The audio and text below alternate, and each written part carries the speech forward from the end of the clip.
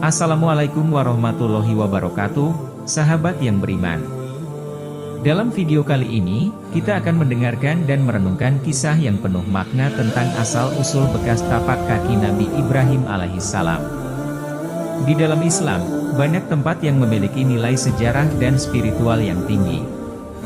Salah satu tempat yang amat dihormati adalah makam Ibrahim, tempat bekas tapak kaki Nabi Ibrahim alaihissalam yang memiliki kisah yang menginspirasi.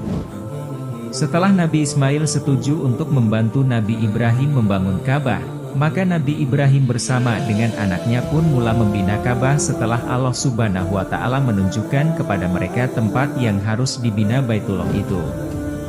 Ada dua riwayat yang mengatakan bahwa Allah Subhanahu wa Ta'ala meninggikan tapak Baitullah sebelum dibina oleh Nabi Ibrahim dan anaknya.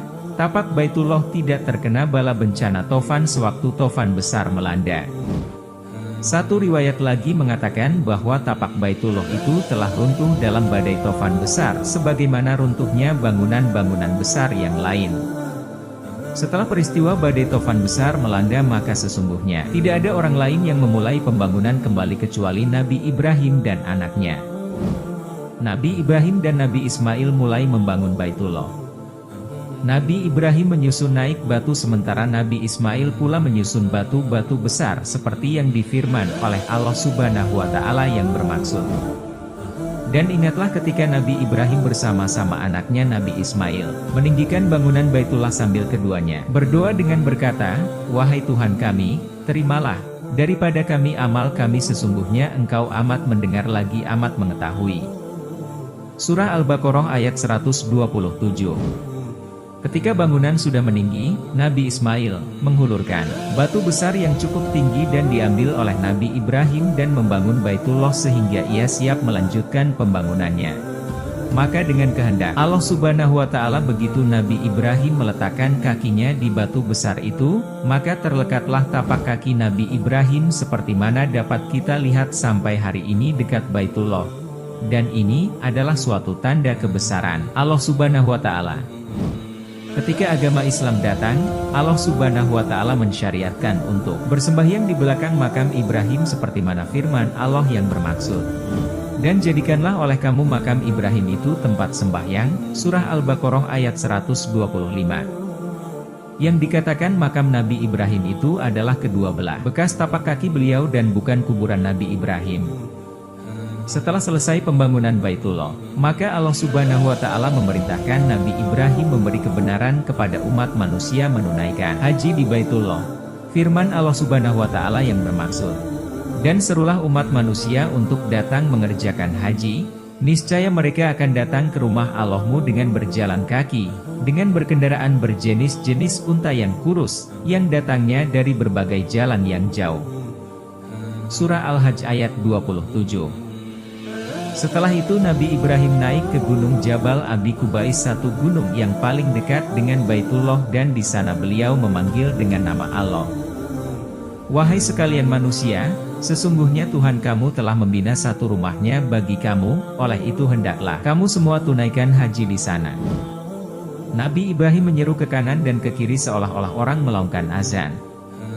Allah Subhanahu wa Ta'ala menyampaikan seruan Nabi Ibrahim alaihissalam pada setiap orang yang diciptakan dalam bacaan talbiyah, dan itulah pernyataan semua orang yang mengerjakan fardu haji, karena haji itu tidak akan sah tanpa talbiyah. Bacaan talbiyah antara lainnya, "Labbaik Allahumma labbaik," yang bermakna, "Aku datang untuk menunaikan panggilanmu ya Allah." Menunaikan haji adalah salah satu rukun Islam, oleh itu hendaklah kita menunaikannya apabila kita sudah mampu melaksanakannya. Banyak orang menunaikan haji, tetapi sekembali mereka dari menunaikan haji yang sangat menyedihkan ialah terdapat juga orang yang melakukan maksiat lebih buruk dari masa sebelum menunaikan haji. Karena itu, hendaklah kita mulai dengan sembahyang, puasa, zakat dan seterusnya menunaikan haji. Kalau kita menunaikan haji tanpa mengerjakan sembahyang 5 waktu, maka sia-sia saja haji yang kita lakukan, sebab ia tidak akan diterima oleh Allah Subhanahu wa Ta'ala, dan ini adalah salah satu puncak mereka yang kembali dari menunaikan haji melakukan bermacam-macam maksiat. Bagi mereka yang mendapat kenikmatan haji, mereka ini tidak akan berani melakukan pekerjaan yang dimurkai oleh Allah Subhanahu wa Ta'ala. Sebaliknya, mereka akan berusaha untuk menjadi muslim yang sempurna.